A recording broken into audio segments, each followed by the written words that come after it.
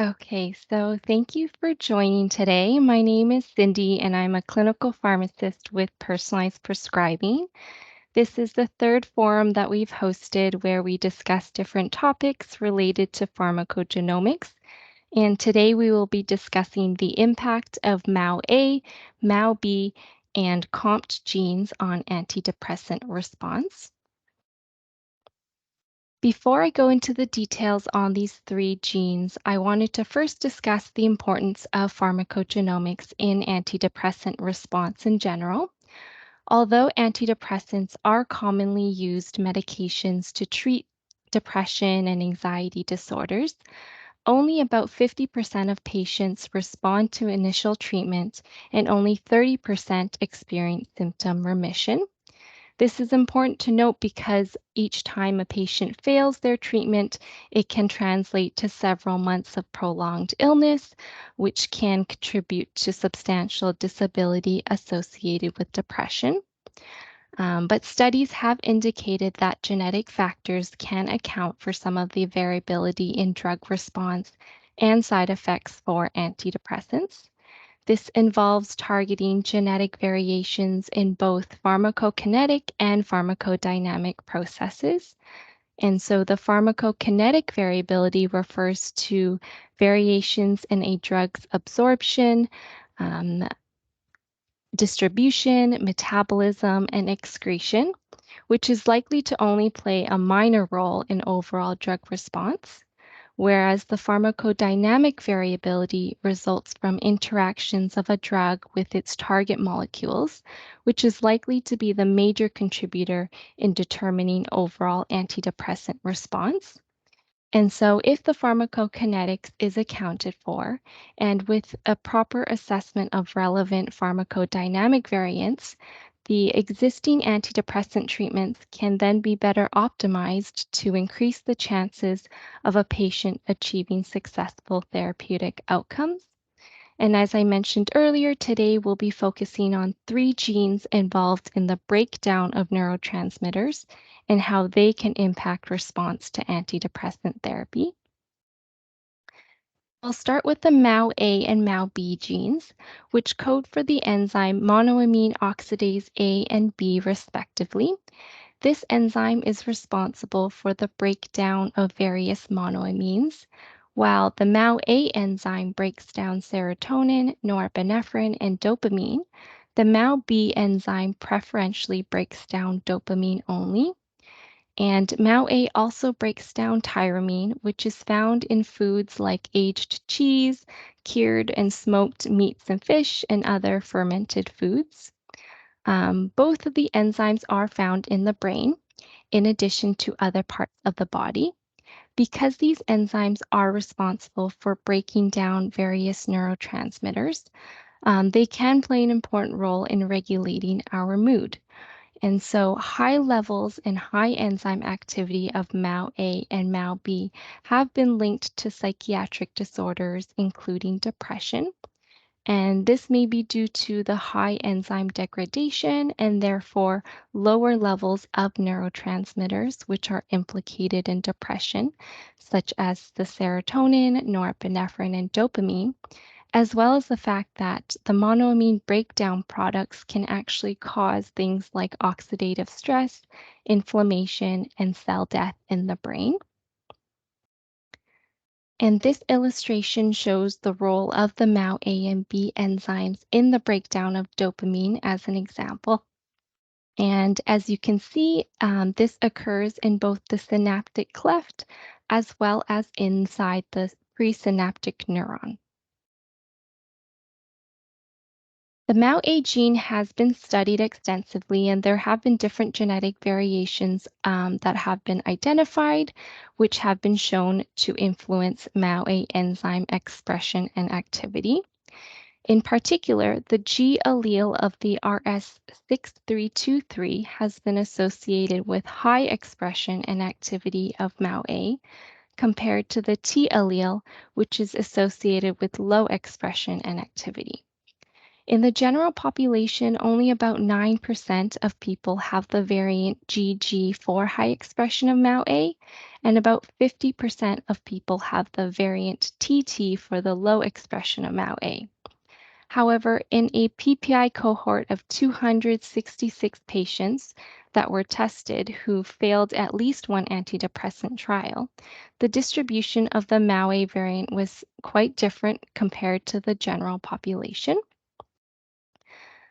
And both the low expression variant TT and the high expression variant GG were overrepresented in the PPI cohort compared to the general population.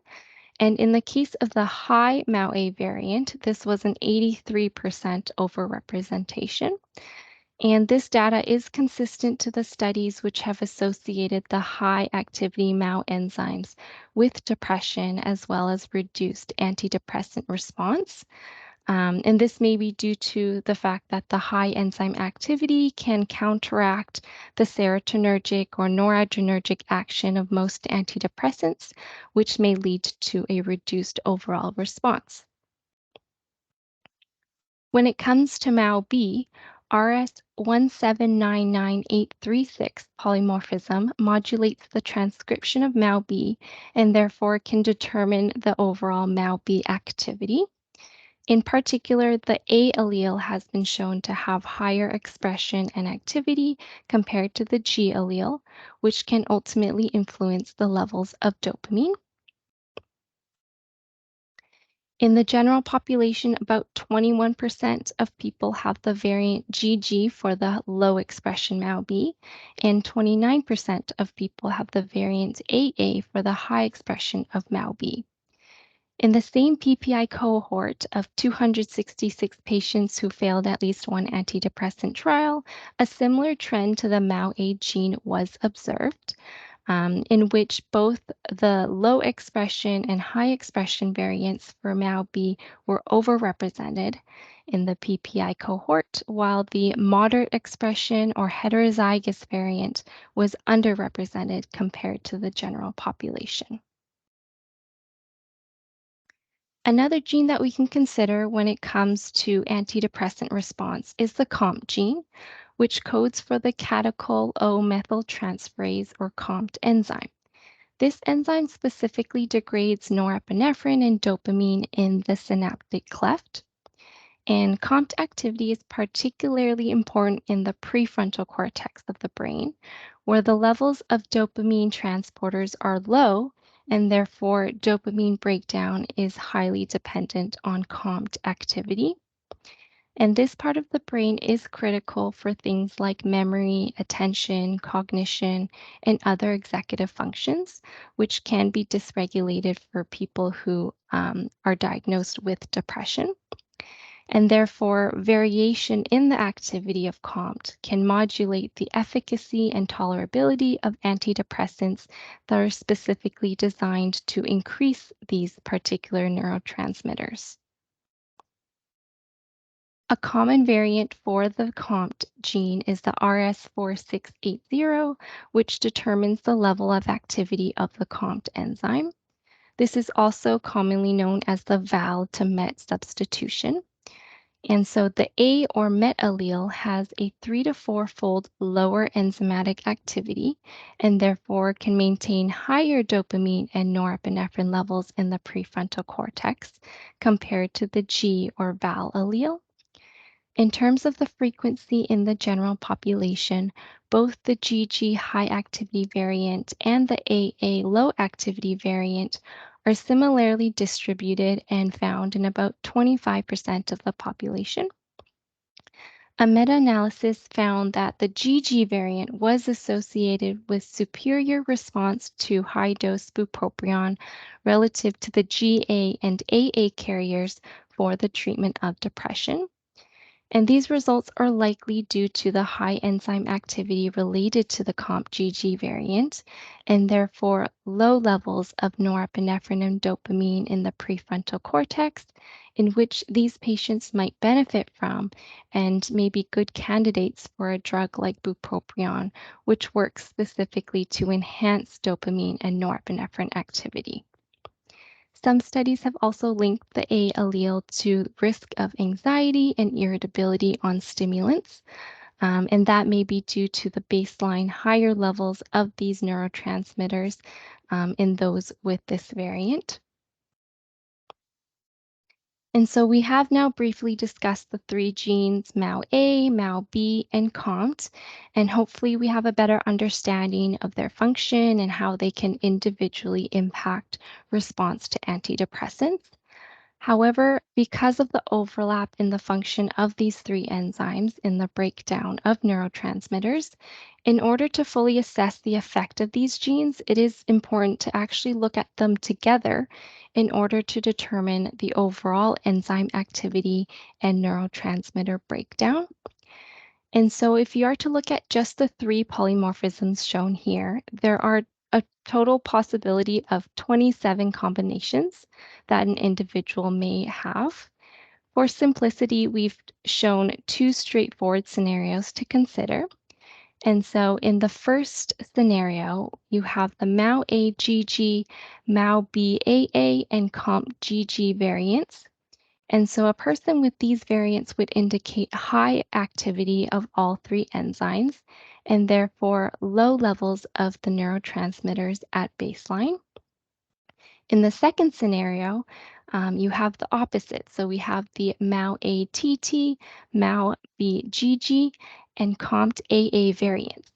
In this case, a person with these variants indicate low activity for all three enzymes and therefore high levels of the neurotransmitters, including serotonin, norepinephrine, and dopamine at baseline. And so ultimately, this information on the overall enzyme activity can help to better tailor antidepressants to optimize the patient's response. And so as you can see here in this table, depending on whether the overall enzyme activity is high or low, certain medications may either be favorable or less favorable for the patient. For instance, for patients with high enzyme activity and therefore low baseline levels of the neurotransmitters, especially dopamine and norepinephrine, they may be candidates for the following antidepressants, such as bupropion, which is a dopamine and norepinephrine reuptake inhibitor, mirtazapine, which can enhance norepinephrine activity. Of the SSRIs, sertraline and fluoxetine may be preferred due to their additional activity on weakly blocking the dopamine and norepinephrine reuptake, respectively. Vortioxetine can also enhance dopamine and norepinephrine activity in addition to its serotonergic activity. Levolmenazepam, which is the only SNRI with greater affinity for blocking the norepinephrine reuptake compared to serotonin, and moclobemide can also be considered, which reversibly inhibits the MAOA enzyme. Alternatively, for patients with the low enzyme activity and variants, and therefore have relatively higher baseline levels of the neurotransmitters, including dopamine and norepinephrine, the medications that work specifically to increase the levels of these neurotransmitters might not be well tolerated due to a potentially increased risk for adverse effects like heightened anxiety or irritability. And so medications that may be best avoided in these patients include bupropion, levolmenazepam, and stimulants. And a potential alternative would be the non-stimulant alternatives such as atomoxetine. But that being said, it is important to note that while the MAO-A, MAO-B, and COMT genes can help to provide insight on antidepressant response, looking at these three genes alone is not sufficient, and given the complex nature of depression and antidepressants, other important genes can also contribute to response to these medications. And since today's talk does involve the MAO-A gene, I wanted to briefly discuss a potential antidepressant to consider that's directly related to this gene. This is known as Moclobemide, or Manorex is the common brand name, which is a reversible inhibitor of the MAOA enzyme. As the name indicates, it inhibits the MAOA enzyme to prevent the degradation of serotonin, noradrenaline, and dopamine, and thereby increases the availability of these neurotransmitters. Because of its reversible nature, it means that it can be displaced from the enzyme by high concentration of other substrates, which helps to minimize potential drug interactions with this drug. It is a short-acting medication with a half-life of about 1 to 2 hours, and the inhibition lasts around 24 hours. And so it is usually dosed twice daily with a maximum recommended daily dose of 600 milligrams. This drug is also extensively metabolized, and it is a substrate of CYP2C19, and therefore drug clearance may be affected by genetic variants of this gene as well. In efficacy studies for the treatment of depression, moclobemide has been found to be significantly more effective than placebo, equally as effective as the tricyclic antidepressants and SSRIs, but somewhat less effective than the older irreversible MAO inhibitors.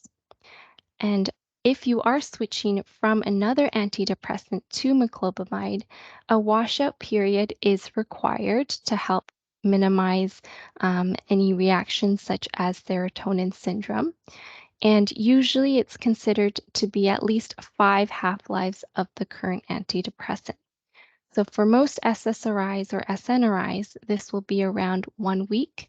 For a drug like vortioxetine, 2 weeks is recommended, and for fluoxetine, at least 5 to 6 weeks is needed in order to account for the long half-life of fluoxetine and its metabolite norfluoxetine. And overall, moclobemide is a well-tolerated medication, with the most common side effects being dizziness, nausea, and insomnia. It is comparable to the SSRIs in terms of safety. However, sexual dysfunction has been shown to be less frequent compared to SSRI therapy, and this may be a potential benefit for some patients. One of the major advantages of moclobemide, however, compared to the older irreversible and non-selective MAO inhibitors, is the reduced incidence of side effects and drug interactions. One of the most significant interactions involve foods containing tyramine, in which the ingestion of tyramine-rich foods with the irreversible MAO inhibitors can induce hypertensive crisis. This was actually known as the cheese reaction because the documented fatalities were associated with cheese intake. And so, because of the reversible nature of moclobemide, it means that the tyramine can easily displace the drug and become metabolized by the MAOA enzyme, as well as because of its selectivity for the MAOA enzyme. The tyramine may also still be metabolized through the MAOB enzyme as well.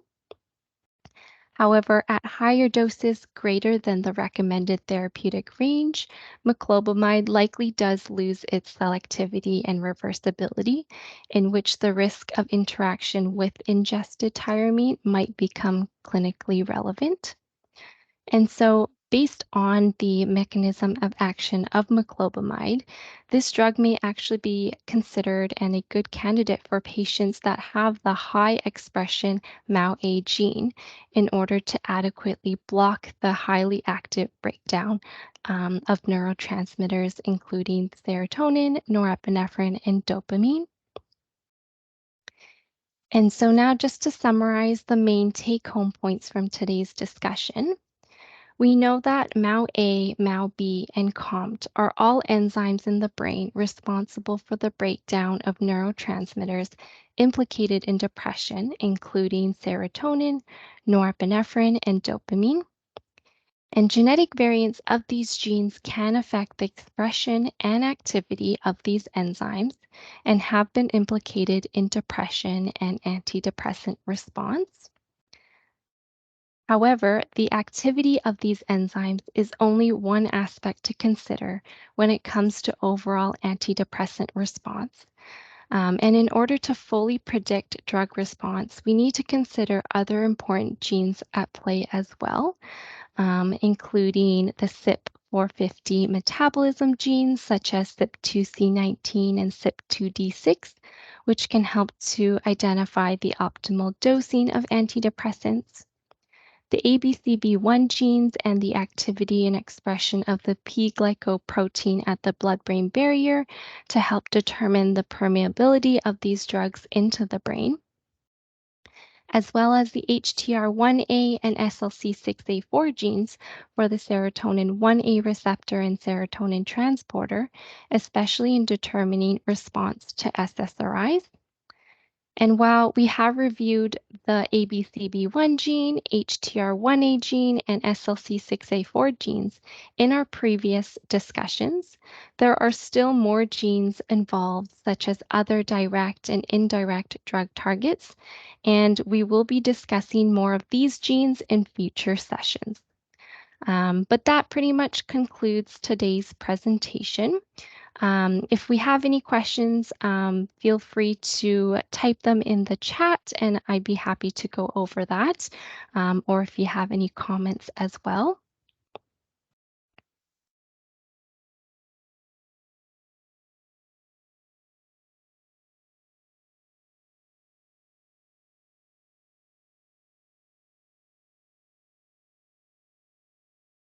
So we have a question here. Other than moclobemide, is there any other MAOA inhibitor that can be used? So that's a great question. When it comes to the MAOA selective inhibitors, moclobemide is generally the one that is used for depression. There are other MAO inhibitor drugs that can be used for depression. However, those ones are usually non-selective, meaning that they target both the MAOA and MAOB enzymes, as well as many of those are also irreversible. So the main disadvantage for those medications is that it may be at high risk of drug interactions, including the one involving the dietary monoamine tyramine. And so for patients who are taking those drugs, they do have to avoid ingestion of tyramine-rich foods.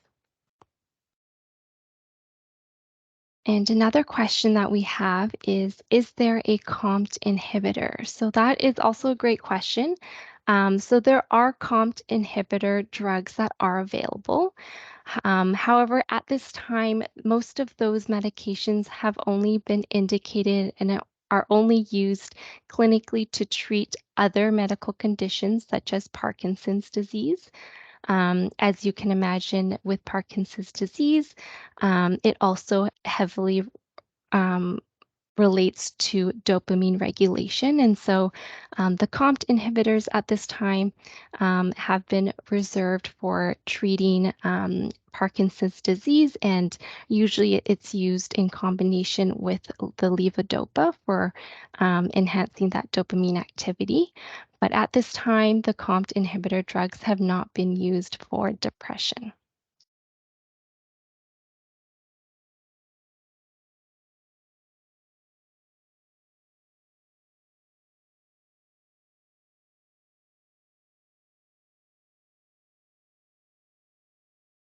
So another question I have here is moclobemide an appropriate medication for those with high PGP activity? So for those with high PGP activity, that means that medications with high affinity for the PGP or ABCB1 gene have high efflux of foreign substances or medications from entering into the brain.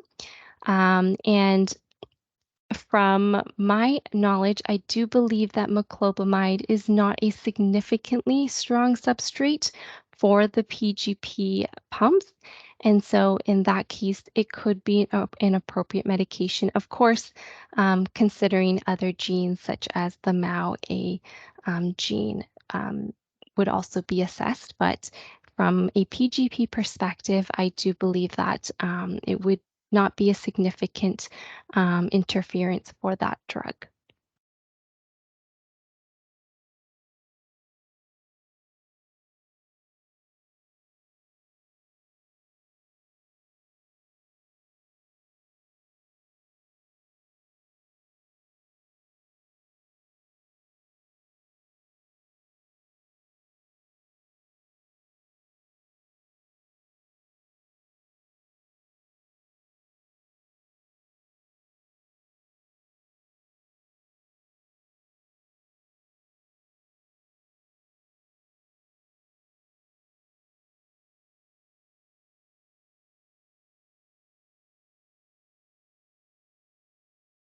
So, just another comment here in the chat. So, this means we need to know the genetic variants of these enzymes to prescribe an SSRI. So the genetic variants for MAOA, MAOB, and COMT can definitely provide insights on whether a patient is a candidate for an SSRI drug or if other medications might be preferred, and especially for patients who might be more resistant to SSRI response based on some of the serotonergic genes like the HTR1A or SLC6A4 genes. Some potential alternatives could be a drug like the MAO inhibitor like Moclobemide.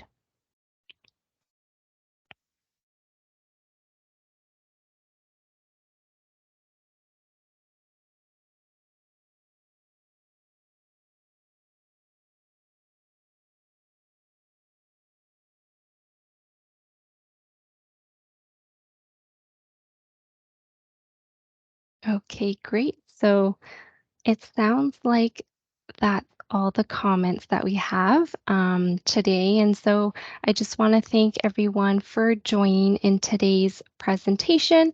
And if you have any questions or any further comments, you can always feel free to reach us through the contact information there. Like I mentioned before, we'll be having more of these presentations and discussing further gene variants that are related to antidepressant response. So thanks for joining, and I hope everyone has a great evening.